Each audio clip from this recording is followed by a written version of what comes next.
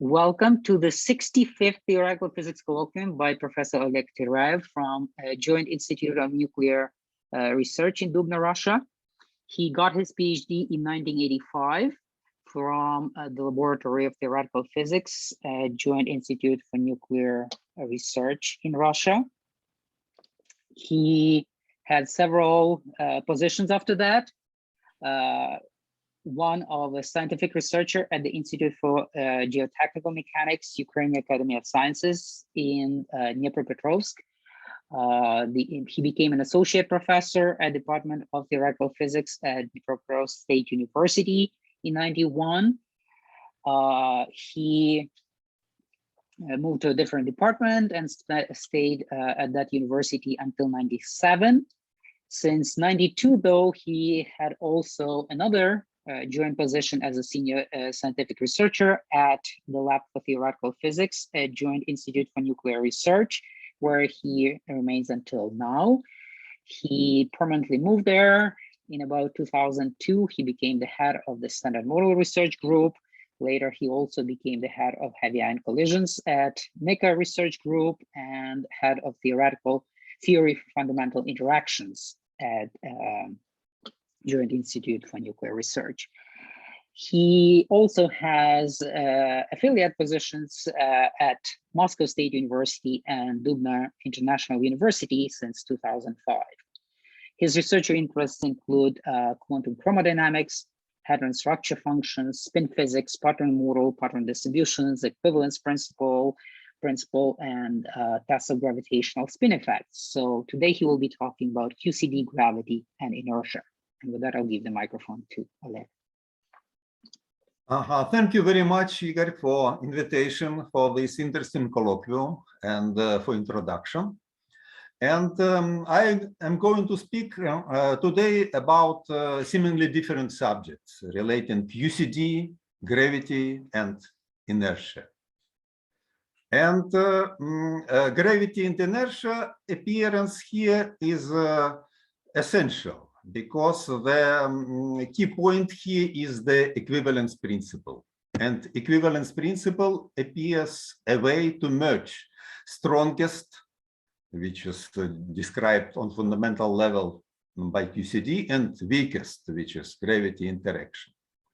And the subject which I'm going to discuss here corresponds to manifestation of the equivalence principle in gravity in hadronic structure, which corresponds to gravitational form factors. And this is equivalence principle for spin and its extension for the constituents quarks and gluon in hadron.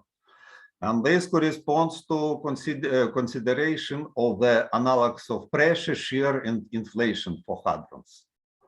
And other subject corresponds to heavy ion collisions. And heavy ion collisions manifest highest ever, I would say, vorticity and acceleration.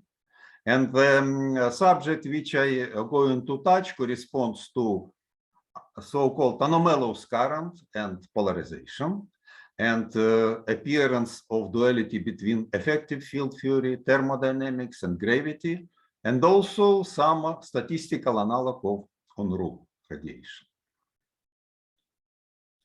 So when comparing strong interactions and gravity, of course, you will see that gravity is small. And the simplest way is just compare it not with strong, but with electromagnetic interaction. And here, this is just ratio of Coulomb energy of interaction of two charged particles and gravitational energy. And here clearly you see the square of charge, which describe electromagnetic energy. And gravity is described by a gravitational constant, which in natural units, and natural units corresponds to Planck constant and speed of light equal to 1. It is just inverse Planck mass square. And Planck mass square is extremely small. It's extremely large. So this corresponds to extremely small gravitational constant. And just to see what the Planck mass corresponds to is if one considers two particles. of with Planck mass each, situated at the distance of their Compton wavelength, then the gravitational energy starting to be equal to the rest energy. And also, if you look for the characteristic acceleration, gravitational acceleration, this is basically the same, and the energy and acceleration are in the same units. So again, if you consider now strong interaction, the suppression will contain the only fundamental dimensionful scale, which is lambda QCD, and this is extremely small. So seemingly gravity plays absolutely no role when any problem of involving strong interaction is considered. However, there is equivalence principle. And here I will systematically consider its two phases. And the first phase is most known. It corresponds to interrelation, acceleration and gravity. It was a cornerstone to discover and construct the general relativity theory. And if one considers heavy ion collisions, and if you look for acceleration appearing in just heavy ion collisions, again, the only scale is lambda. And now if you calculate the ratio of this acceleration to gravity of Earth, it's possible to express in various ways, and one way is like this. It's the product of ratio of radius of Earth to the specific nuclear radius, multiplied by ratio of square of speed of light to the square of orbital speed, so-called first cosmic speed, and you get a number about 10 to the power 30. What is also interesting, if you consider this acceleration, the acceleration emerging in heavy ion collisions, its relation to some gravitational acceleration, and you will think to which mass it will correspond to. The only scale here, which is appearing, is lambda. So one may repeat the similar estimate, but instead of Planck mass, you should have lambda. So we know that there is so-called TeV gravity corresponding to extra dimensions, and it was searched and still searched at LHC, not yet found, as we all know. But effectively, if one considers acceleration, not gravity, just at moderate energies, you will have acceleration corresponding to GeV gravity. So if one take into account the equivalence principle, when just machines where heavy ion collisions are studied, maybe in some to some extent called the GeV gravity machines. And another phase of equivalence principle is a coupling to energy momentum tensor. These are two phases. They are similar, and sometimes they are not completely identical. I will discuss these issues as well. And to see this second, quite important phase of equivalence principle, which is the coupling of gravity to energy momentum tensor, it's again instructive to compare electromagnetic and gravitational interactions. And you may do this by considering the matrix element of the scattering in external field. And if this external field is electromagnetic field, this is just a contraction of matrix element of electromagnetic current with Fourier component of four-dimensional potential. And gravitational analog of that. And here we have to consider weak gravity. So these states corresponds to the states in Minkowski space, and the gravity is considered to be weak. So here, instead of electromagnetic potential, you have the metric, deviation of metric from its Minkowski value, and you have crucial factor 1/2. coming basically from definition of energy momentum tensor. Now you may consider static limit, and as the interaction is described by local gauge symmetry, the matrix element is fixed by global gauge symmetry, by the conservation of electromagnetic current. And this is the source, this relation between local and global gauge symmetry is the source of low energy theorems. And here, this matrix element, it's here, if one take the standard normalization of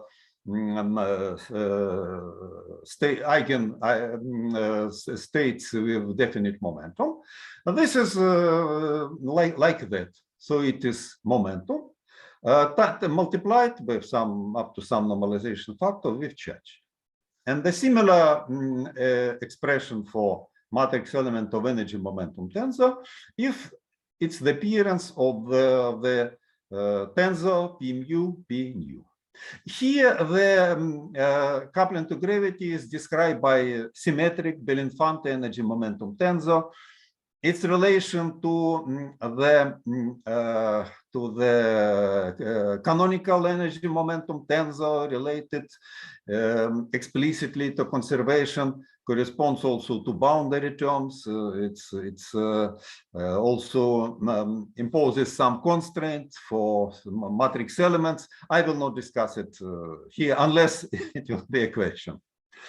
And here, if one consider this case of static limit and the matrix element, it's just described by potential, by Coulomb potential. You take the zero, you go to the rest frame.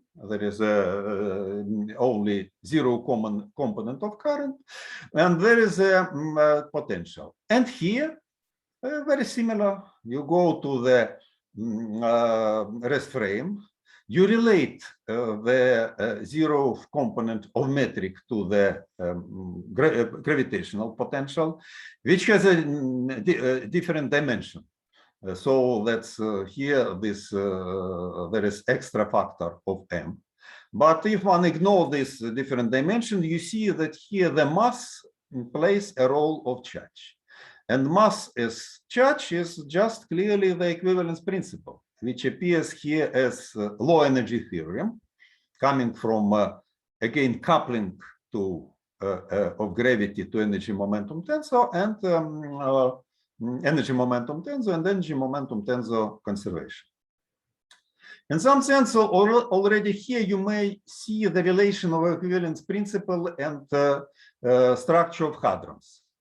And we start from microscopic equivalence principle, which is coupling of gravity to energy momentum tensor. And we imply also conservation law. If one considers hadronic structure, then the matrix element can be related as an integral of the Parton distribution functions on light cold. And this is just famous Partonic momentum sum rule. So total momentum of all quarks and gluons is equal to 1.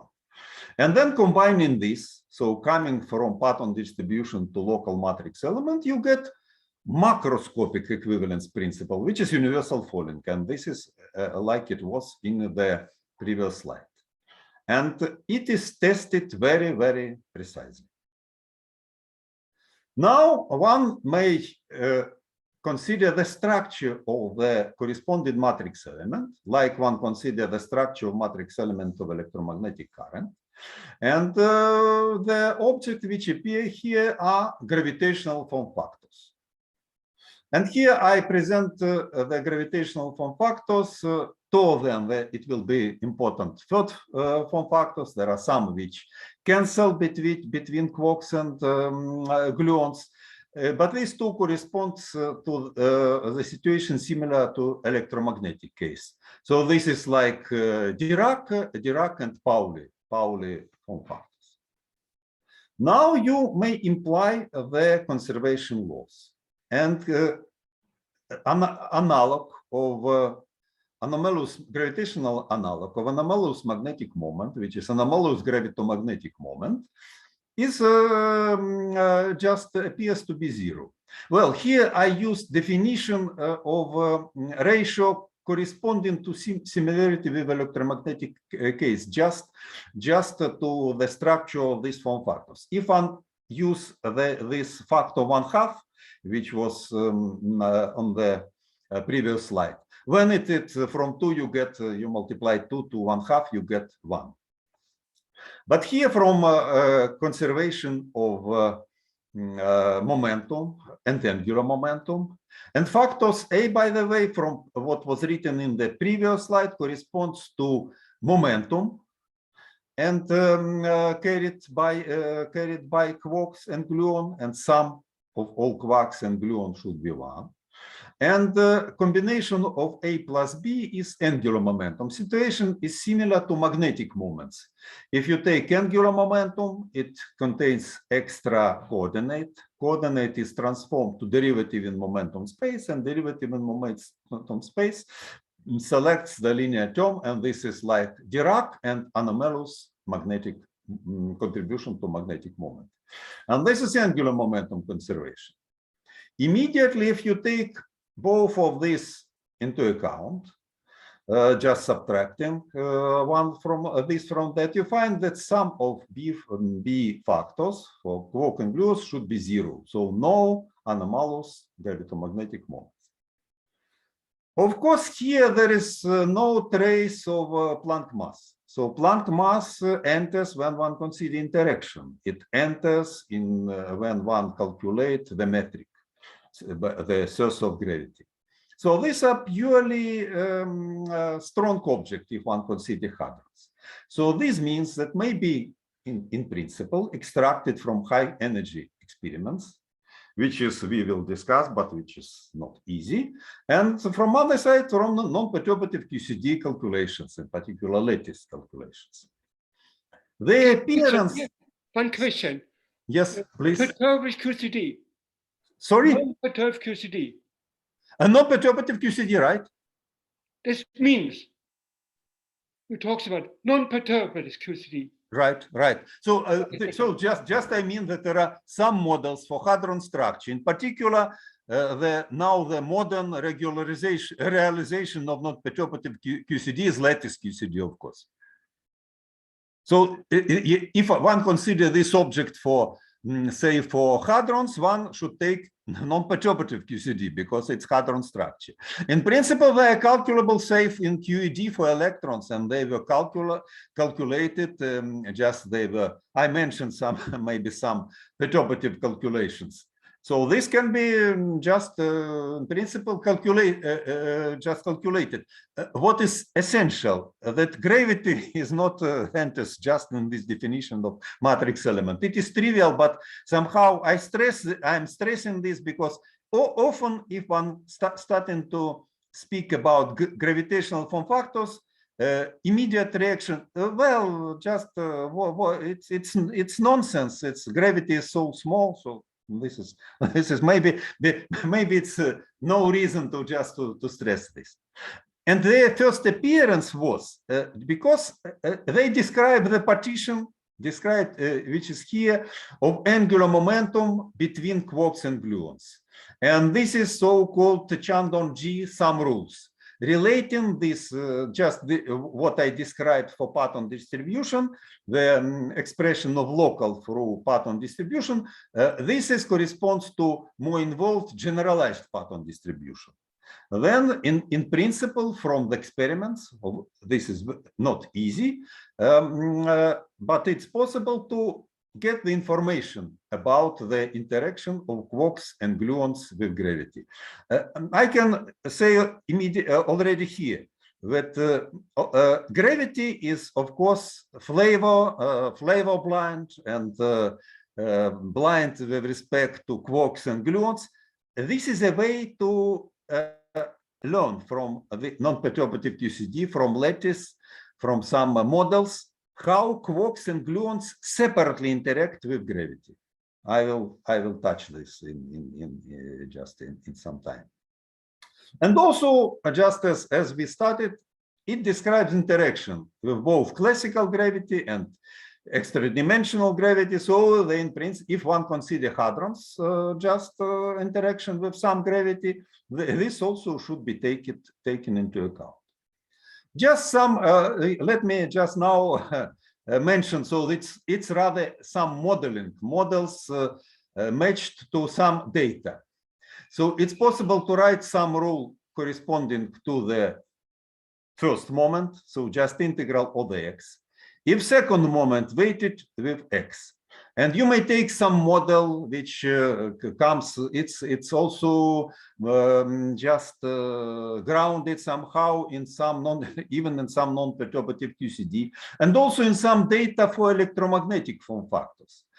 And one can relate in this indirect way electromagnetic and gravitational form factors. So just there are some attempts. I just present only one, which we did in Dubna some time ago. And it's possible to compare the electromagnetic form factor and gravitational form factor.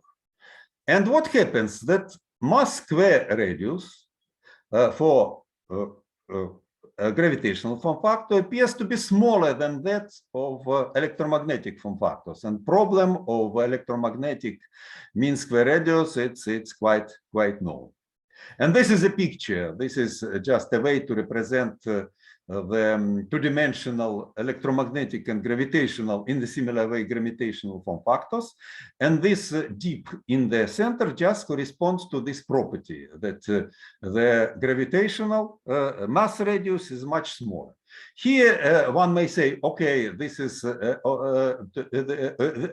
gravity is attraction by electromagnetism is a repulsion. This is, of course, only a joke, because here, indeed, the scale of this interaction is incomparable. In reality, just in the analysis of this generalized pattern distribution, it follows from its Regge behavior. So it already combines some gravitational property, the gravitational radius, with some Regge behavior of generalized pattern distributions, and in turn, this is related, say, to AD SQCD. I will not. This is again just a way. This is an answer to question. Somehow it's related to some non-perturbative QCD approach.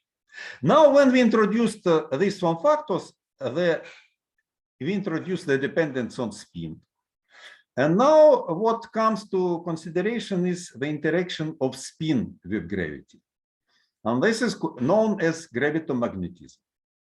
And gravitomagnetic field, which is weak, except by the way when in gravitational waves, its action on spin. And this gravitomagnetic field corresponds to off-diagonal component of metric.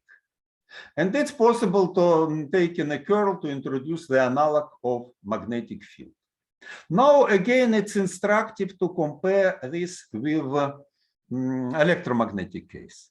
And because of this factor 1/2, which here remains uncompensated, this means that spin precession is twice smaller than in electromagnetic case.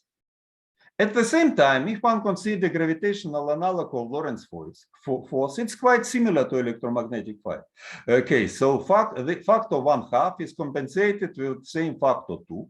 So Larmor frequency is same in electromagnetic case. So if in magnetic field, precession of spin is twice faster than precession of classical rotator, here the precession of spin and classical rotator is the same. And this is just clearly also the equivalence principle, because this means that action of gravity of this non-diagonal component, well, it may appear near the rotating massive sources like Kerr black hole, but also in non-inertial frame, it appears in rotating frame. So it's non-zero, gravitomagnetic field is non-zero, just where in the room where I am and where everybody of you are. So just it's non-inertial rotating frame.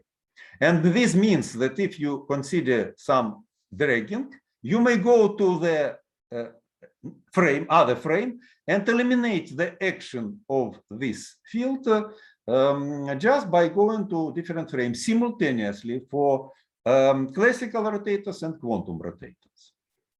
And this is just what is equivalence principle. And what is very well known as equivalence principle, maybe somehow called Newtonian, because it corresponds to Newtonian gravity. This is famous falling elevator. This is well known and checked.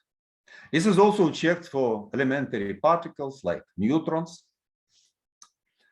What is maybe called post-Newtonian, it's gravity action on spin, and spin is a quantum object. So somehow classical gravity here acts on quantum spin. And this is known since 1962, the paper of Kobzarev and Okun. And it is interesting that their paper is a Russian Journal of Experimental and Theoretical Physics, contains acknowledgement to Landau.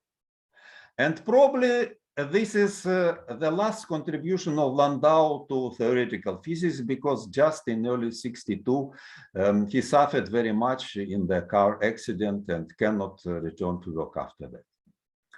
Let me share at this point some personal recollections, because I had a chance to ask academician Okun about just that acknowledgement, maybe like 10 years from now. And he said, yes, it was this acknowledgement, and only because this acknowledgement, our paper was published.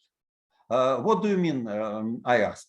Well, Lifshitz, Evgeny Lifshitz, who is a co-author of Landau in the famous course of theoretical physics, Lifshitz was quite skeptical about just our paper and our result. So just because this acknowledgement, approval of Landau, this paper was published. In my talk, I hope to show that just there are less reasons for the skepticism that it seemed at that time. So what does this post-Newtonian equivalent principle means? It's possible to formulate this as an absence of anomalous gravitomagnetic moment, also of anomalous gravitoelectric moment, which is CP odd, like usual electric dipole moment, but also it's forbidden by the equivalence principle. And also the statement that classical and quantum rotators behave in the same way. It seems that it was never tested on purpose. But if one considers a very precise experiment of electric dipole moment, and also what it was searched, it was some gravitational analog of electric dipole moment. So the coupling of the spin and Earth gravity. And it is quite known paper. Venema is first author from 92. And if we neglect, it's possible to somehow reconsider and to reinterpret this result. And this we did with my co-author Alexander Selenko already long ago. So what happens? That Earth rotation in this very precise experiment was taken into account. And it was taken into account in the obvious natural way. So just spin rotates with the frequency if equal to Earth rotation frequency. But it is just equivalence principle. This obvious taken into account. And after this reformulation, we got some bound for this anomalous gravitomagnetic moment for combination of isotopes of mercury, and the appearance of these isotopes because of the experimental procedure, so-called comagnetometer. And this is just how this was. More recent experiments can be also improve this up to maybe to less than 1%. Also, new high precision electric dipole moment searches is essentially necessary to take into account the gravity. And this is just done recently, and in particular in preparation of JEDI experiment in Jülich. Now let me make here, I think, quite important comment. The relation of this equivalent principle and quantum measurement. And the point is that if spin is just a geometric vector, then equivalence principle of rotation is in a sense trivial, and it was such statement just in the classical early paper on the equivalence principle. Of course, spin as a geometric vector rotates with Earth's angular velocity, like Foucault pendulum. But it becomes non-trivial if one considers quantum measurement and quantum measurement in the rotating frame. And here, quantum measurement, which is often considered to be as a sort of mere philosophy and so on, here it's practical. So this it's quite practical result, a practical ingredient of applying the equivalence principle in the rotating frame.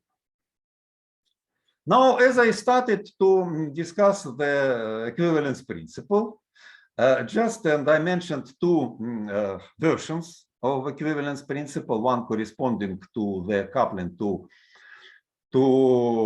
energy momentum tensor, and second corresponding to equivalence in the original sense between gravity and acceleration. Now, let me discuss it in the case of moving particles.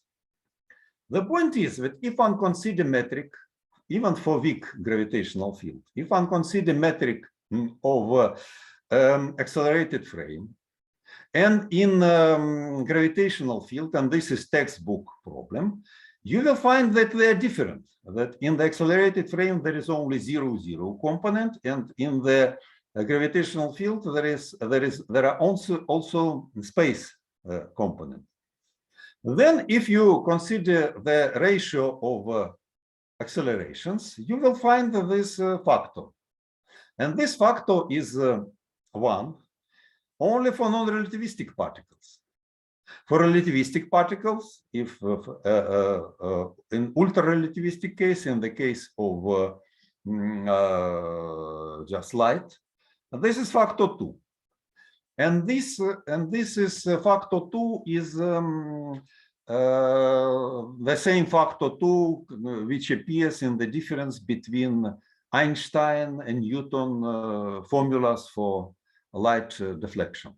So it's well known to experts.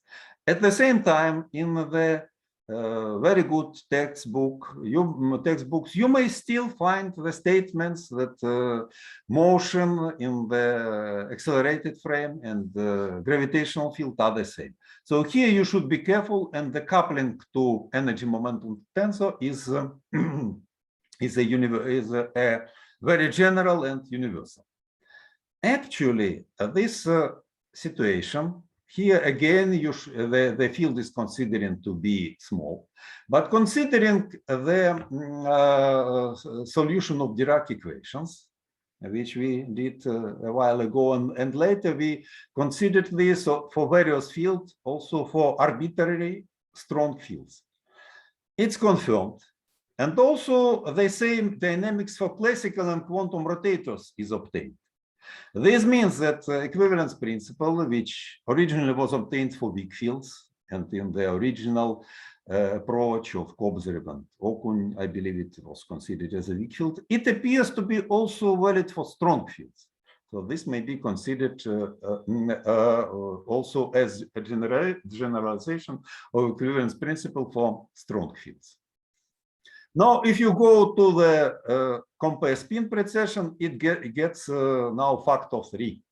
And this factor 3 is well-known factor 3, and it's taken into account in the experiment with gravity probe B, spin on satellite.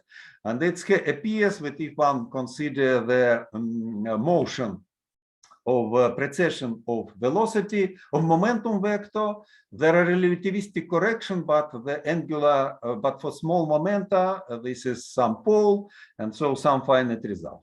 What is interesting that helicity flip appears to be the same in the and helicity dynamics in the accelerated frame in the gravitational field.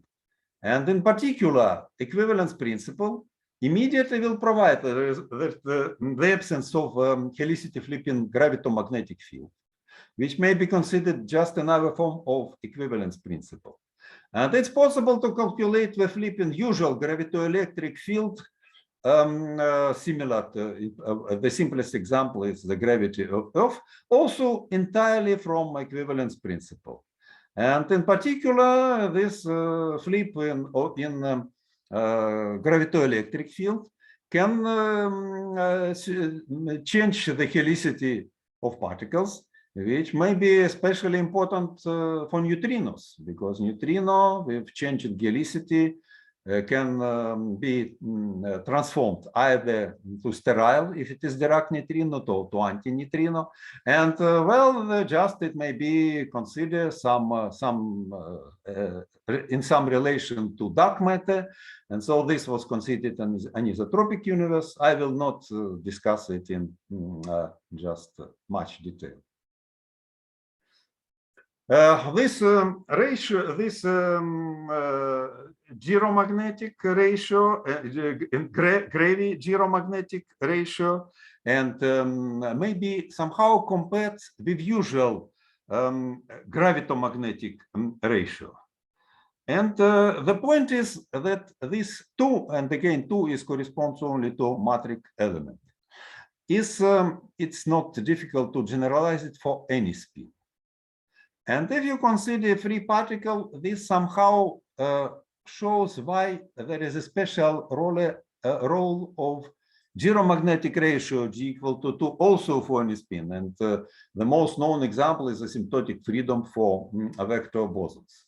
Well, here just some historical just speculation that should Einstein know about the generalization, the existence of some fundamental quantum angular momentum and the equivalence principle, maybe the result of his experiment with Descartes will not be so surprising. Also, just may recall this from black holes. Also, some cosmological implication of this equivalence principle may be considered in relation to Mach's principle. And Mach's principle, it's not only philosophical principle, but in the remarkable book of Gravitation of Cosmology of Steven Weinberg, and he left us just passing away a few days ago, not only the standard model, but also this remarkable contribution to gravity.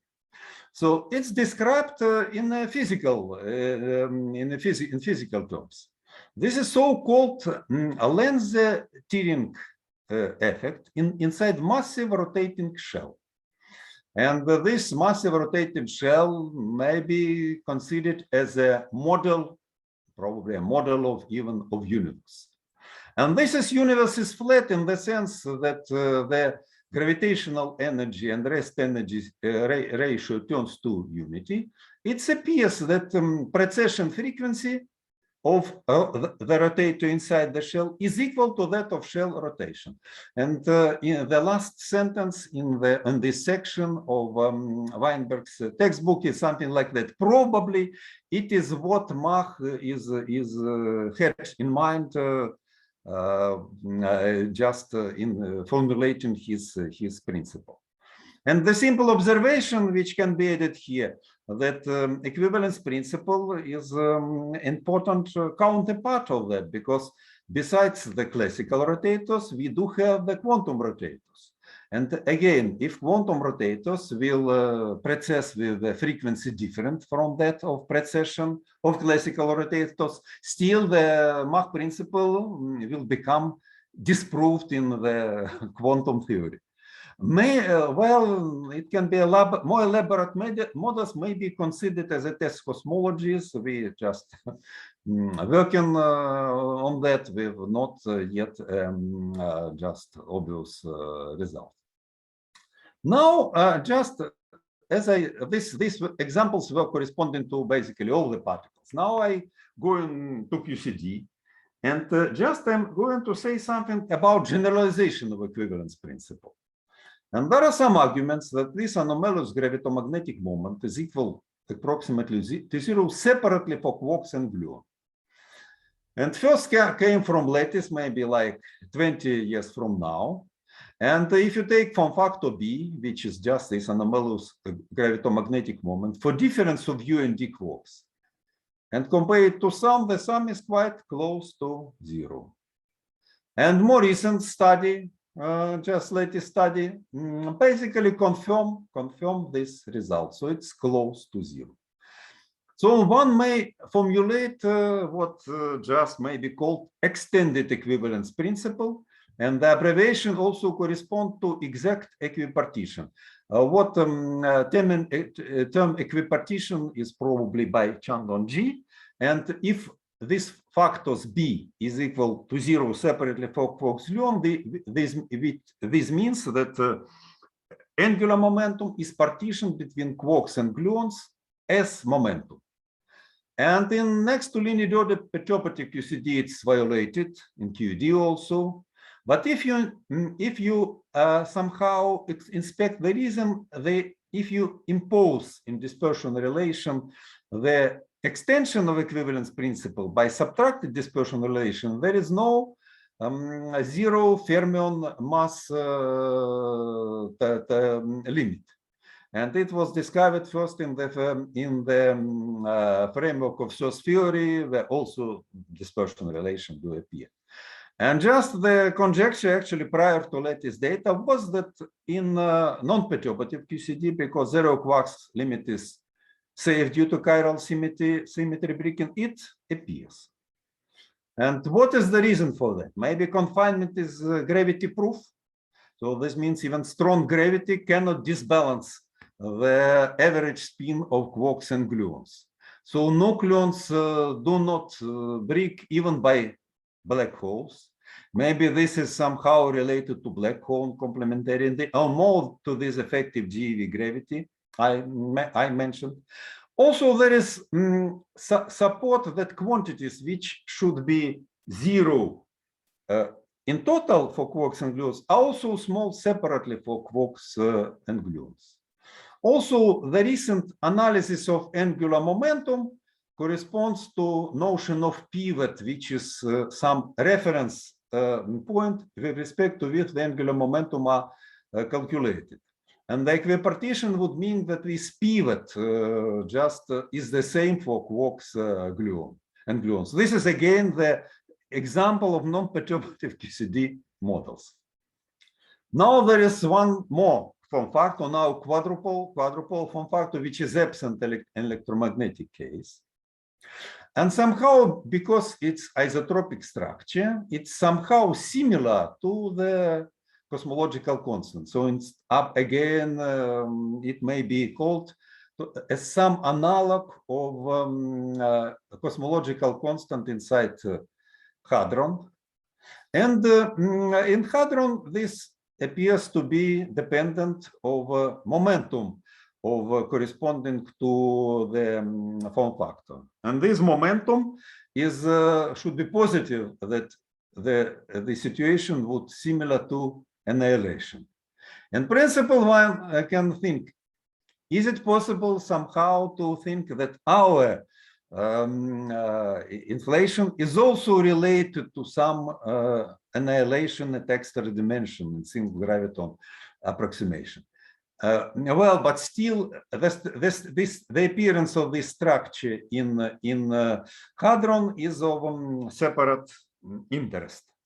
Here, just because here the appearance of traceless and trace part of energy momentum tensor, let me just mention also interesting property, that if you separate the contribution of traceless and trace part of energy momentum tensor to mass, usual mass, inertial mass, it's obviously 3/4 plus 1/4. But if you consider gravitational mass, and it's very easy exercise, you get 3/2 and -1/2. And this is a sort of anti-gravity, but this is only because the trace part of Einstein equation has a different sign. Now, is it possible to access this form factor, this extra form factor in experiment? And what this form factor is telling to us? And this is exactly the way just how to analyze it. And this is physical process. This physical process, it's comparison of deep inelastic scattering, which is imaginary part of forward amplitude, and deeply virtual Compton scattering. It's now not the imaginary part of amplitude and cross section due to optical theorem. It's amplitude itself. And the deep inelastic scattering in QCD factorization has a manifestly spectral form, but for generalized pattern distribution, it is not. Nevertheless, I think I already, how much time I have, Igor? What do you think? Oh, 10 minutes is okay. Well, I will try. So I think I will skip the details. But what I can tell that just the subtraction in this dispersion relation, it's exactly this d term relating to this extra form factor. Now this I skip the details. And now what can be said about this d term? It appears to be related to pressure. If you somehow make the relation between quantum matrix element and classical just energy momentum tensor, which has a component a pressure, and justification of this can be a sort of Born scattering on graviton. So just if you make inverse Fourier, you have relation between matrix element, which we already discussed, and its expression in usual quantum mechanics. And after that, from subtraction, you can get the distribution of pressure.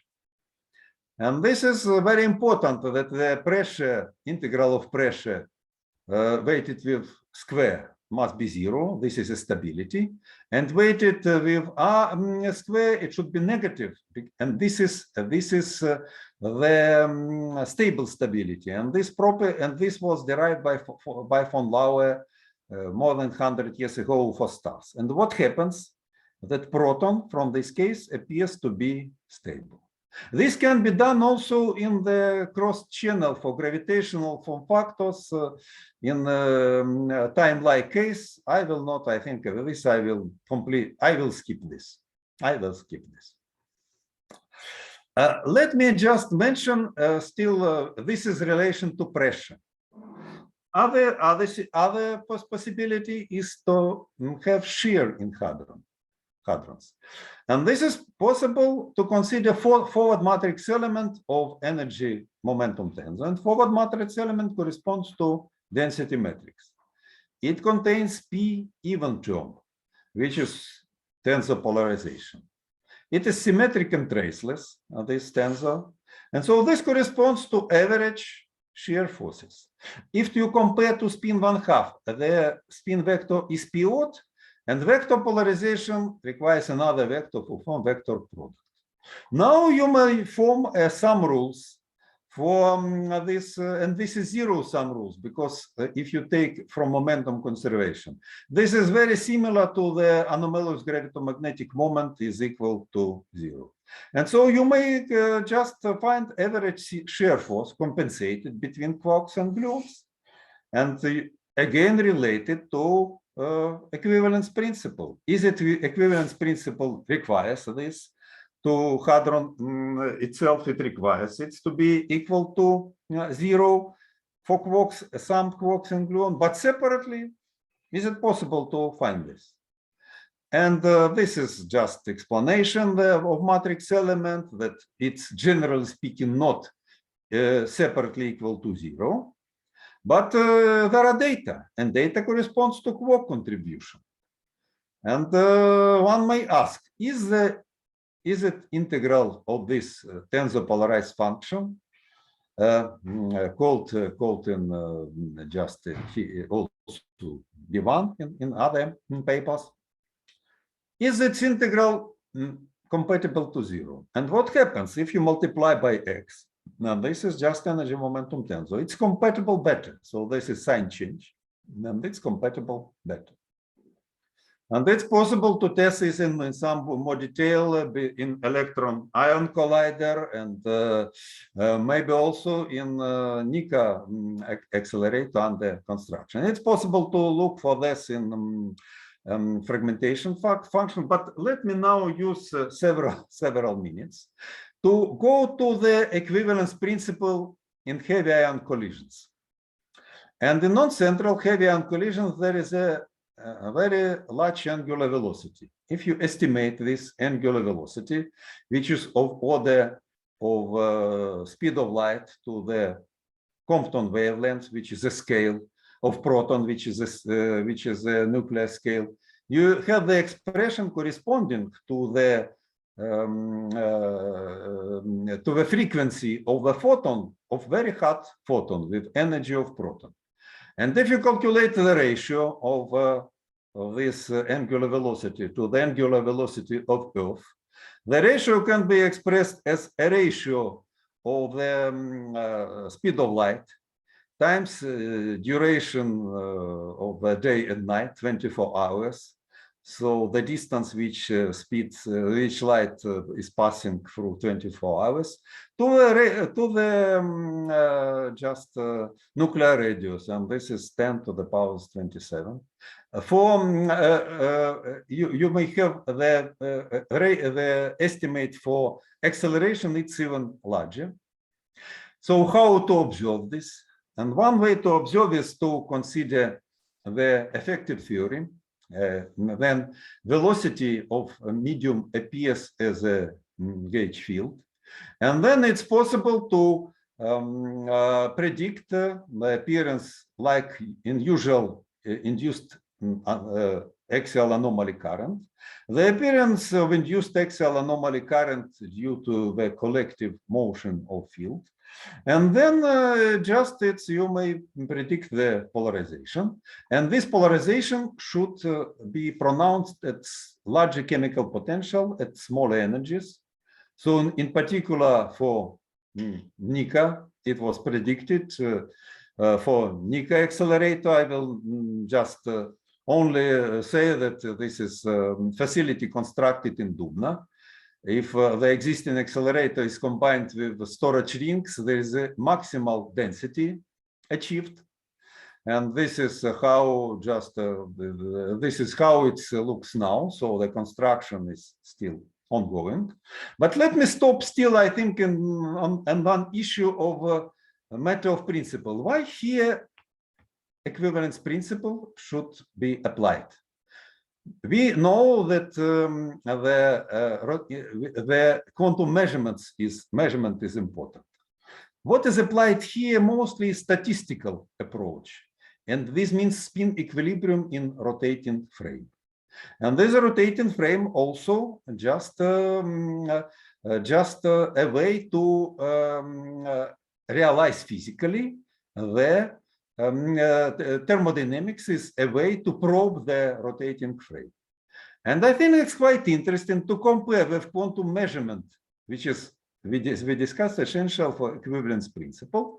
And in the textbook of Landau-Lifshitz in statistical mechanics, in the section corresponding to second law of thermodynamics, it's discussed the possible relation of inequivalence of two-time direction due to quantum measurement. And again, to Landau and Lifshitz, to the school of Landau, the quantum measurements was quite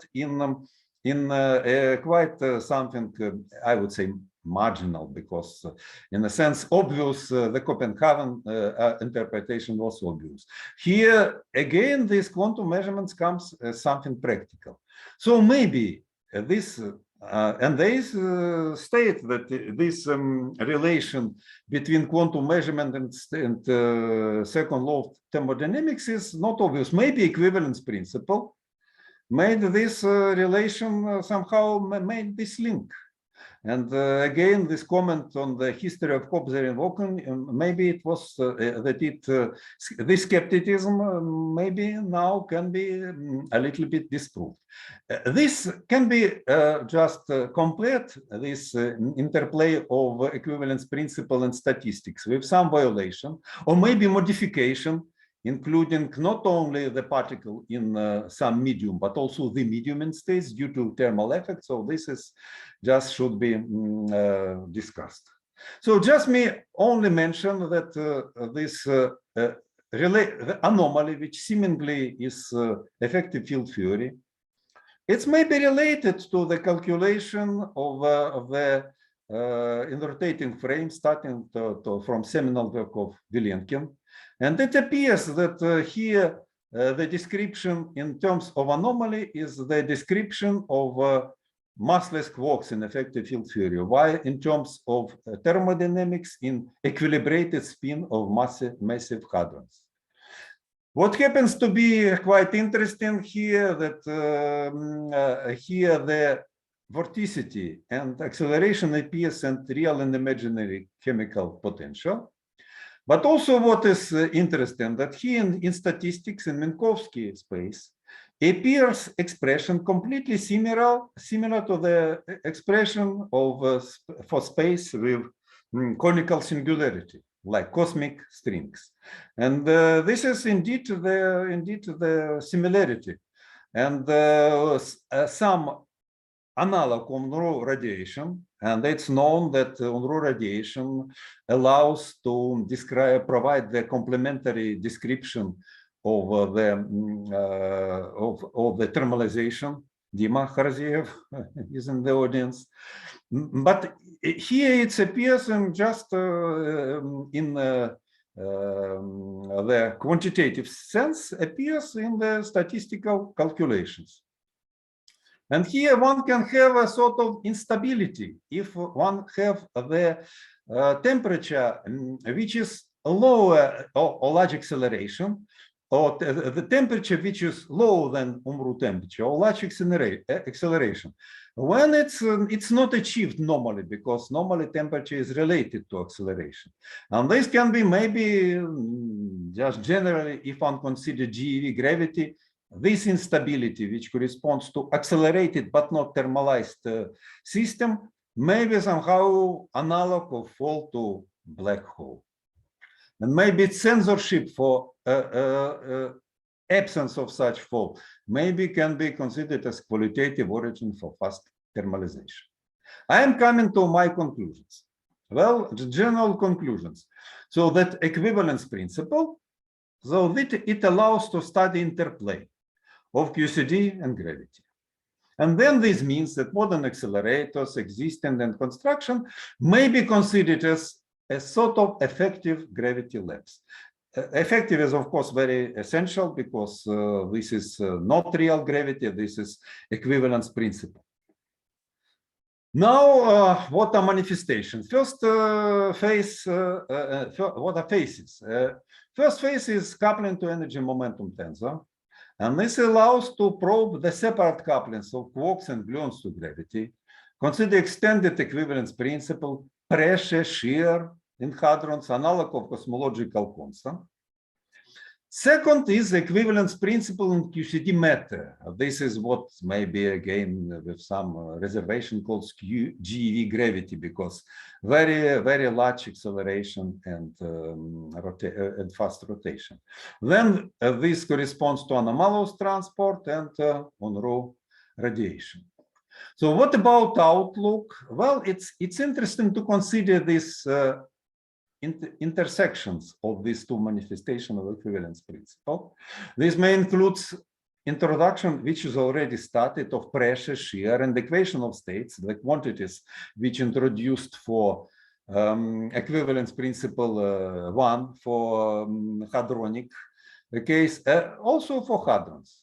Also, just the helicity flip, which I briefly discussed, may be considered for relic neutrino, in particular in experiment for relic neutrino terrestrial studies, maybe as also as a model for dark matter. Well, thank you, and I am done. Thank you very much. Thank you for a nice presentation. Now we will have some time for questions. So if you have a question, please raise your hand or let me know somehow else. Okay, George, you're number one. Go ahead. Yeah.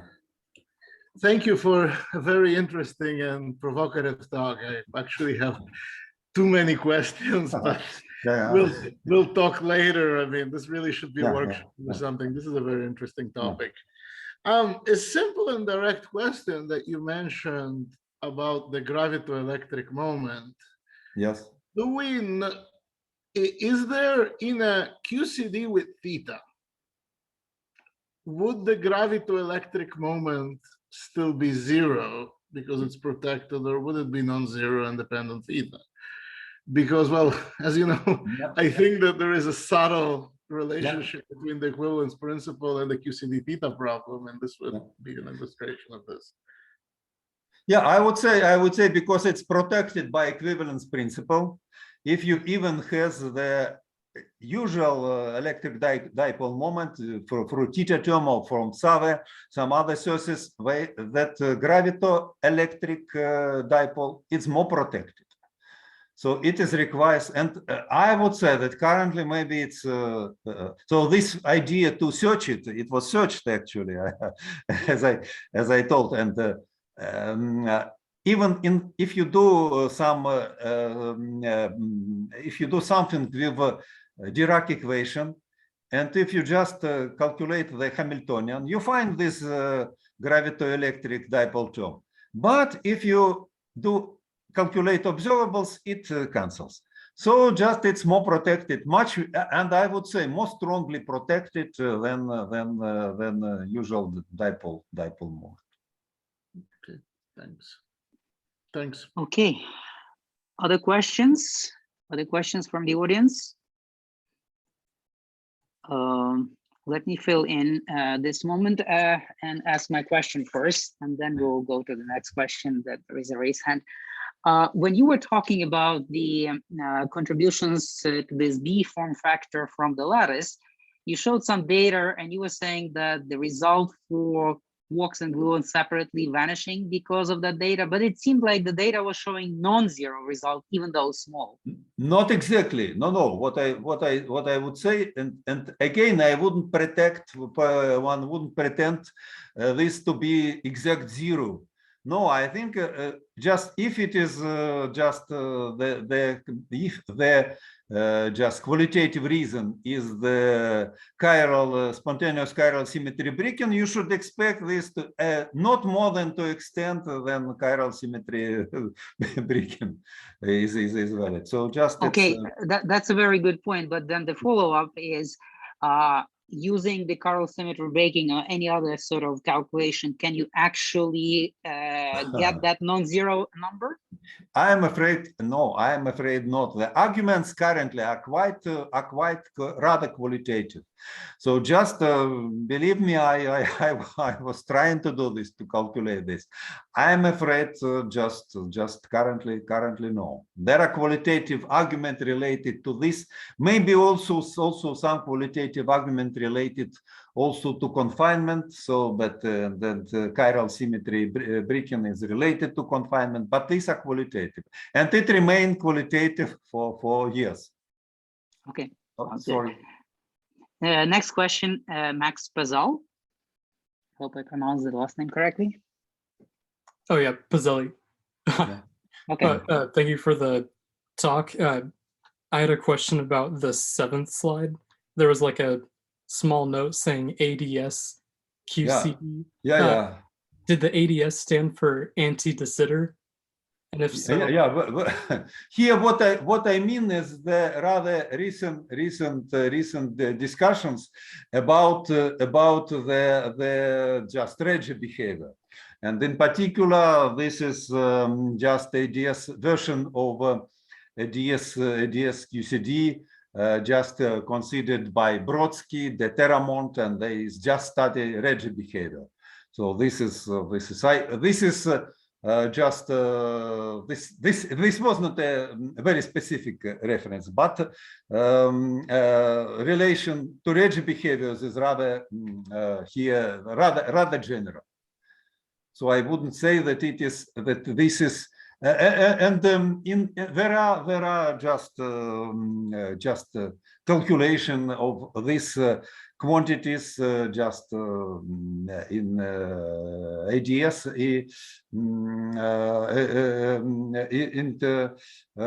that just so just various versions of holographic QCD, and in particular, I believe in IDS QCD, where this is under discussion. So maybe here this is quite general comment. Google, thank you. Not very specific, Okay. but also ITDC, of course, also yes. Okay. Other questions? Other questions from anybody else? Okay, Giorgio again, go ahead. I guess it's a slightly different, on a slightly different thing. I mean, this equipartition idea is really interesting, but is there a gauge invariant version of it, the general equipartition thing? Well, I think this is, well, it's a good point. I believe that the point of definition of this, if you would try to separate quark and gluons, these tensors are not conserved right one. So this means if you are working in perturbation theory, you clearly see that everything is dependent on the just definitions. Here, I believe the point is that due to QCD factorization, you may define the non-perturbative matrix element, which due to perturbation theory, of course, they are mixed, but this effect is relatively small with respect to their values. Actually, what Igor mentioned, also, of course, this you may expect the perturbative correction to this equipartition. So it's rather a sort of but when it is defined, I believe it's made it gauge invariance. I think it's not a problem. Also, I didn't understand the relationship to the cosmological constant. Well, just here this relation I had to speed up, and this relation may be considered just one is just a sort of kind of sort of maybe model or so on. Just compare vacuum and state, and if you consider this right here, if you consider here state, this can be hadronic states and basically any state. Due to conservation of energy momentum tensor, it must appear the transverse structure. If you consider vacuum, well, just vacuum, it's the only way is get this, and in vacuum it's cosmological constant. In hadron it is like this. Now in hadron you can also construct such element, but totally for conserved energy momentum tensor, it is 0. And then it must cancel. And the models again, and let us show that it is not large. So it is again this equivalence principle. And again, this is forbidden by equivalence principle. Again, this is small. Yet another more speculative point is just consider our cosmological constant. And consider if you would consider the collision. If you consider collision, say, of two particles, if you have collisions and particle flying in transverse direction, suppose we are living in our universe living in this transverse direction. Maybe our real cosmological constant is from the gravitational form factor from extra dimensions. Maybe it's it is simplified version what is sometimes called ekpyrotic universe, which emerged after some brains collision. Very simplified version. So this is like that. Okay, thanks. This is a relation. But term called cosmological constant, that its analog is in hadron. Well, it's possible. It's hadronic constant. Of course, it's large. It's not the real constant. Thanks. Okay. Next question from Grigory Volovic. Please go ahead. You considered gravity in terms of the metric, but our gravity is tetrad. It means that yeah, of course it's no. It's when just I mentioned the Dirac equation. Of course, it's tetrads are present, are necessary, and result essentially depend on the gauge, on the gauge choice by tetrad just and. No, but the tetrad interact differently with fermions and bosons, and you have different degrees of freedom, some spin connections and so on. And no, of course, the Dirac equation, Dirac equation just is formulated in this way. But if you consider here I think I mentioned this, the result which contains from energy momentum tensor, and energy momentum tensor interacts with metric. The results are supported by the results from just tetrads. I think I mentioned here.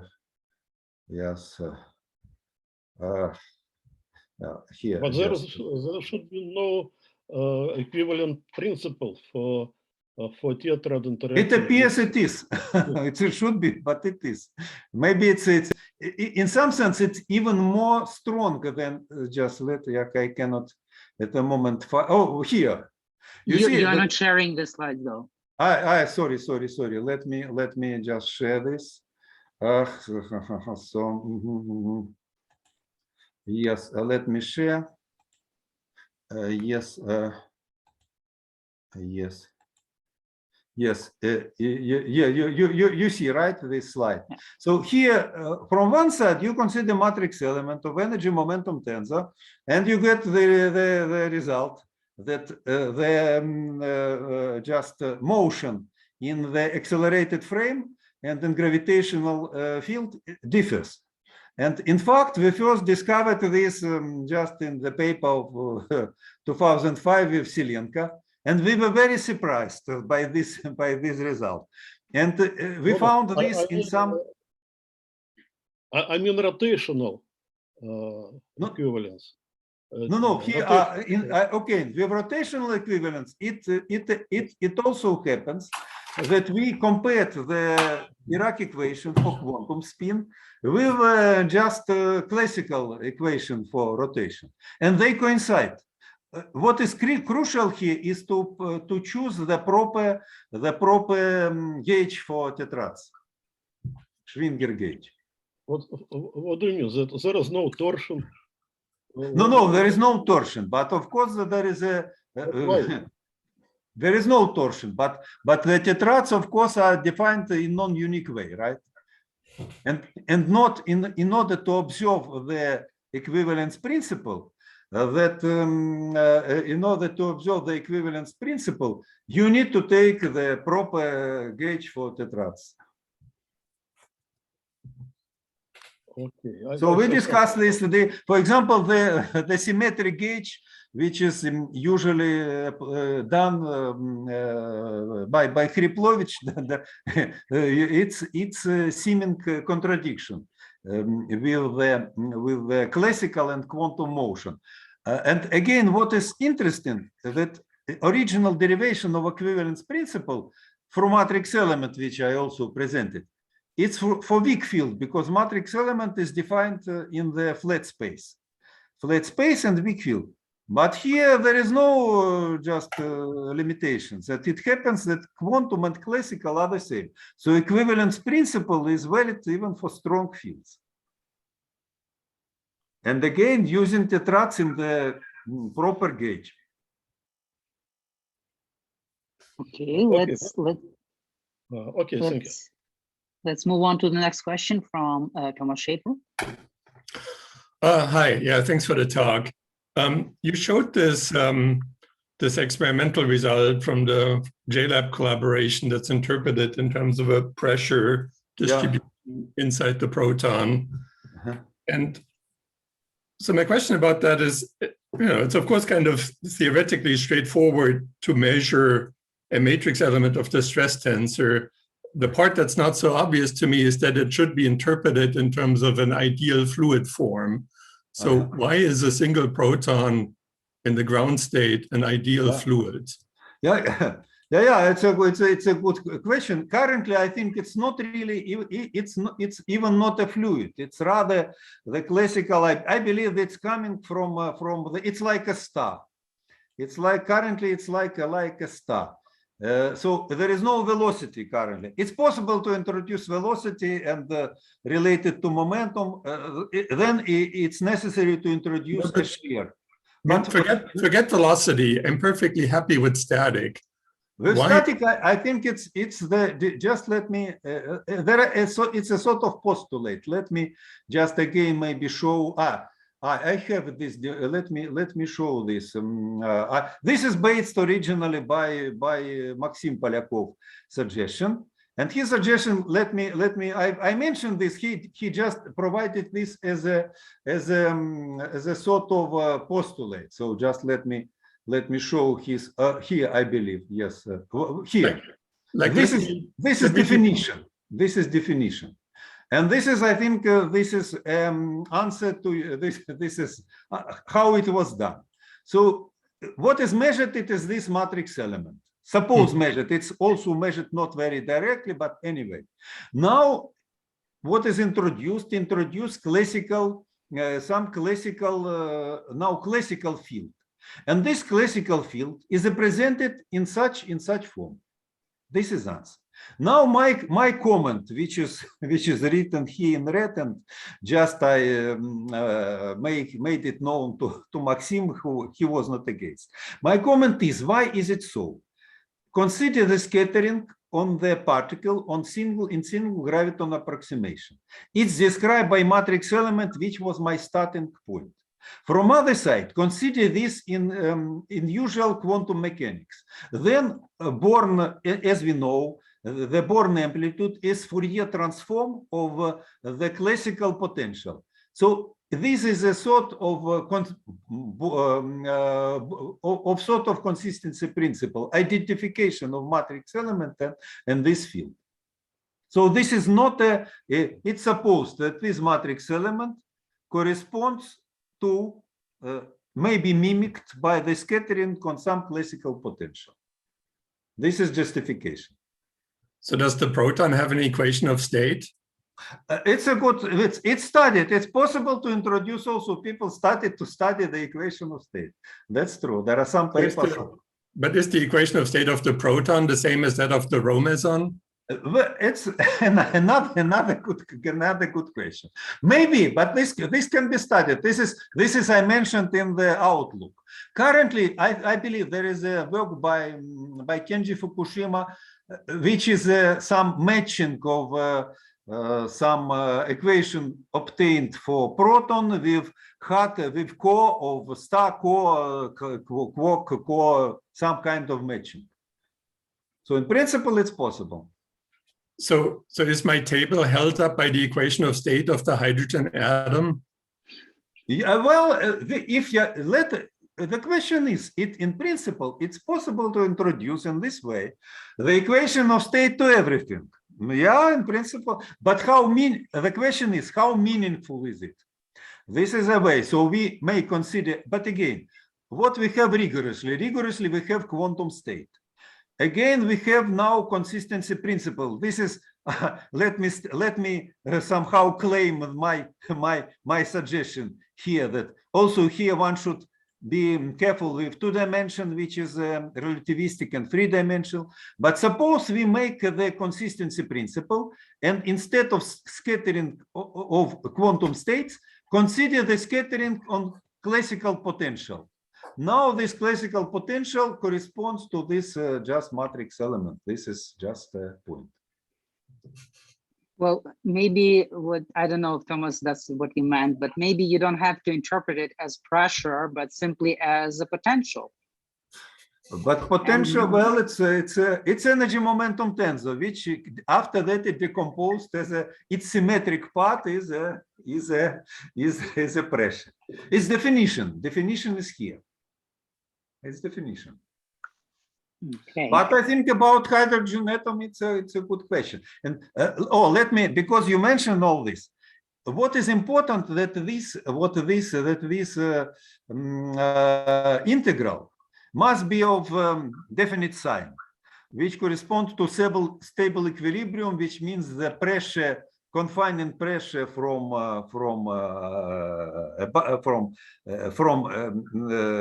distance and repulsion from inside.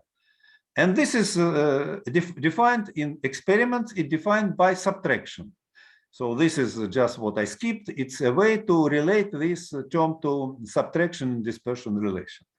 Now it's possible to do this for photon. And just I suggested a few years ago to my student to do this.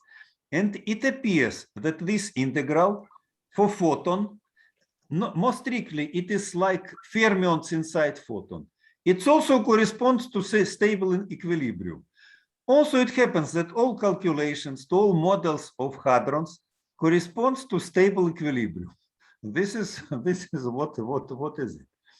To which extent this be still matched to the equation of state of real statistical systems? I think it's a problem to be studied. Some maybe first steps are done, but only first. Okay. Thank you.